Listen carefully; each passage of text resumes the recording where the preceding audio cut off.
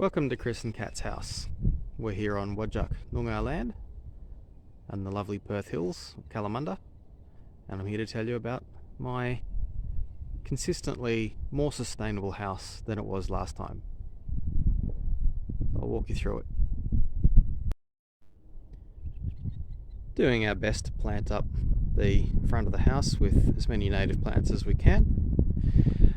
It's going to look pretty nice once all this grows up and provides a bit of privacy to our patio.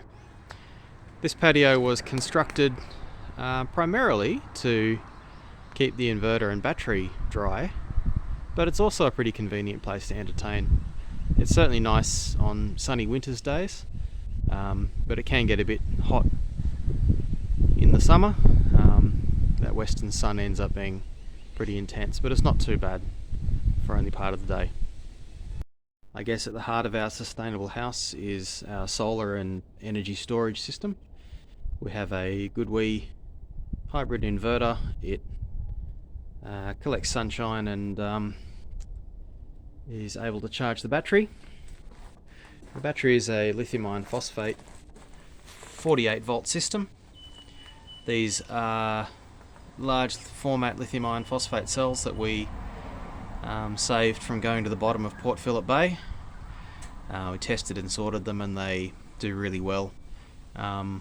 So yeah, we find that we've got more than enough energy stored for about 9 or 10 months of the year, and it's really only in winter, the depths of winter, that we need to lean on the grid.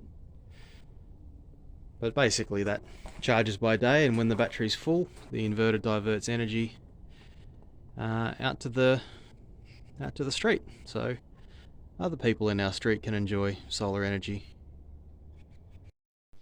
Most of the heating and cooling we do in the house is with this ducted reverse cycle air conditioning system. We don't use it a great deal through summer, but we use it a lot through winter for heating, and it's surprisingly efficient, but our house needs more work to prevent it from leaking out the windows and the doors. We'll get to that in a bit. The house has a roughly 7 kilowatt solar system, split east and west. You can see the sun is lighting up the western array right now. It's been working very well, but the magnificent Marri tree to the north of the house does shade it a bit through winter. Hence we're not doing so well through winter, but for at least 9 months of the year we're on top. This is our Medea heat pump hot water system. It's very effective at taking solar energy, and not very much of it, and turning it into hot water. It's a 310 litre tank. We had it installed by a local firm. Greg was the installer. I'll put the link up in the video of how you can get onto him. But it's been very good. Never a shortage of hot water.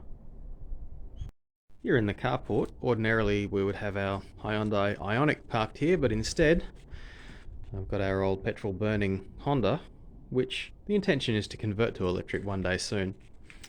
The car's just elsewhere at the moment, but this is the charging station. It's an open EVSE, which is a very solid product. You can buy and assemble yourself, put a plug on it, and the joy of putting the plug on it is that I can take it with me wherever I go, including out into the West Australian countryside where 3-phase 32 amp sockets are common. And we just program that so that it either charges after midnight or whenever the sun's shining. Now, as this is the very last day of July, I'd just like to focus on our rain gauge. Perth has had an extraordinarily wet July, and the garden's just ready to get planted. It's still a bit too cold to be planting anything for the spring garden, but we make our own compost in that vacancy you see at the back there.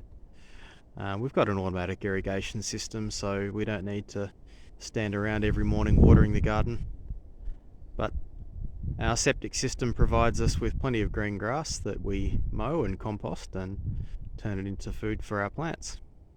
So we'll be planting this up probably at the end of September, and typically grow things that are high value, not things that you can buy for not very many cents per tonne. things like tomatoes and capsicums and things that you like to grow fresh, and end up being a bit expensive too. This is my shed. Yes, it's a magnificent shed. It's 11.5 meters by 7.5 meters, and I'll show you inside there with some projects I've got going. Well, of course, inside a shed it's full of junk, lots of different projects on the go at the same time. This is Voltron Evo, Australia's fastest electric motorcycle. It's in need of a new battery, but we've had some good times on that, and you can look at the YouTube videos on my channel if you want. But 0 to 100 in 7.5 seconds. So yeah, I build EVs. That's one of the many things that I do in my shed. Got a lot of different interests, but the installation of this hoist has allowed me to work on electric vehicles. I can either service custom built ones, or just recently I converted a Honda Prelude to electric. Thankfully it's going really well.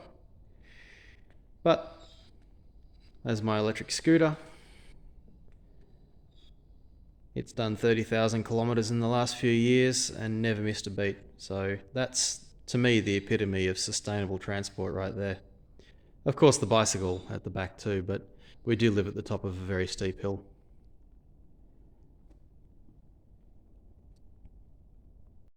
One of the joys of having a large shed is that you can collect vast quantities of rainwater from it. This rainwater tank was installed in May and it was full probably halfway through July. That's 32,000 litres. So what I'll be doing is plumbing that, the taps are around the other side, and running a probably 1.5-inch poly pipe all the way up the fence line and up to the house, where I'll probably install a surge tank so that we can collect additional water off the roof of the house as well. And we'll use that to supply the gardens primarily, but we may eventually plumb it into the house so that we can use it to flush toilets or supply the laundry. Eventually we'll run grey water out to fruit trees down the side. This side garden next to the western fence is basically going to be our orchard.